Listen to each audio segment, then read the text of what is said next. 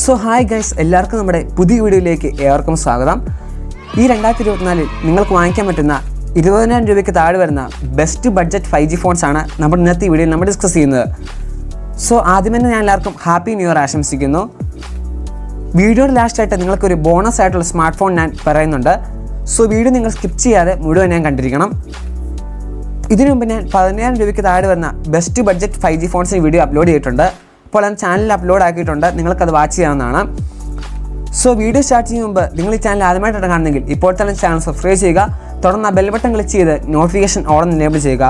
അപ്പോൾ മാത്രമേ ഞാൻ അപ്ലോഡ് ചെയ്യുന്ന പുതിയ വീഡിയോകൾ നിങ്ങൾക്ക് നോട്ടിഫിക്കേഷൻ ലഭിക്കുകയുള്ളൂ.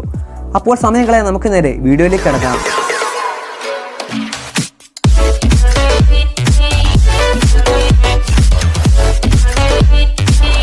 സോ നമ്മുടെ ആദ്യത്തെ സ്മാർട്ട് ഫോൺ എന്ന് പറയുന്നത് മോട്ടോ G84 5G ആണ്.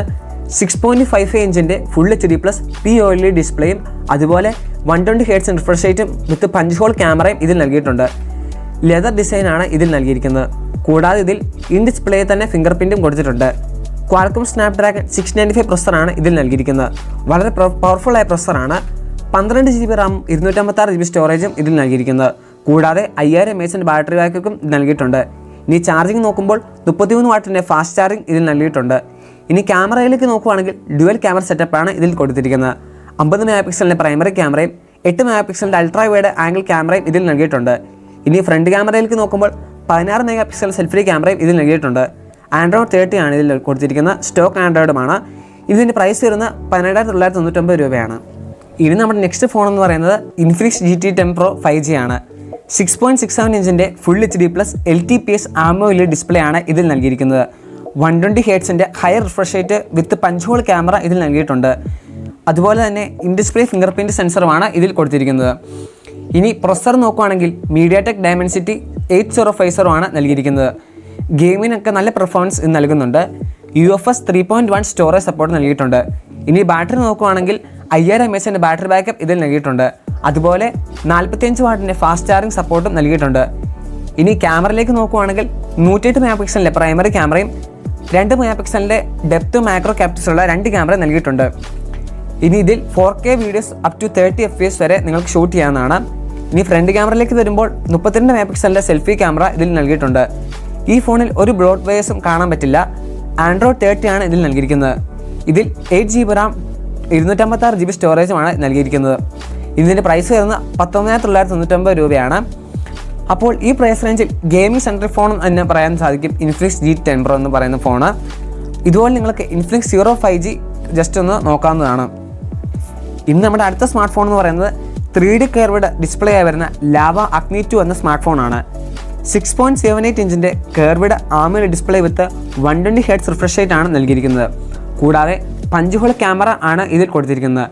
In display finger print scanner Android 30 with stock Android ആണ് ഇതിൽ നൽകിയിരിക്കുന്നത്. ഇനി ക്യാമറയിലേക്ക് നോക്കുമ്പോൾ 50 MP ക്വാഡ് റിയർ ക്യാമറ സെറ്റപ്പാണ് ഇതിൽ കൊടുത്തിരിക്കുന്നത്.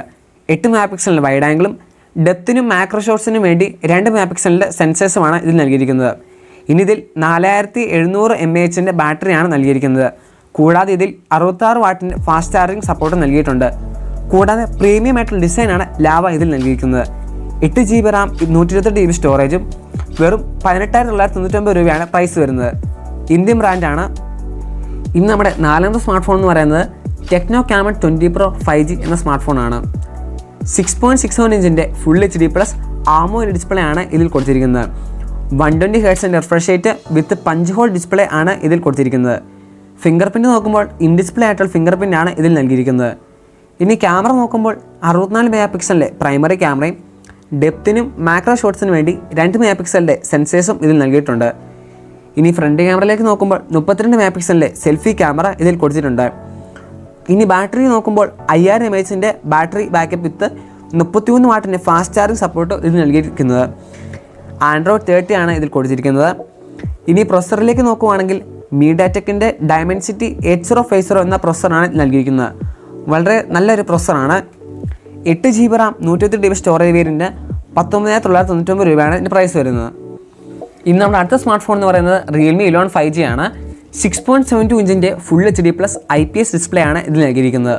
120 Hz റിഫ്രഷ് റേറ്റ് വിത്ത് പഞ്ച് ഹോൾ ഡിസ്പ്ലേ ആണ് കൊടുത്തിരിക്കുന്നത്. ഇനി പ്രൊസസ്സർ നോക്കുകയാണെങ്കിൽ മീഡിയാടെക്കിന് ഡയമൻസിറ്റി 6100+ ചിപ്സെറ്റാണ് നൽകിയിരിക്കുന്നത്.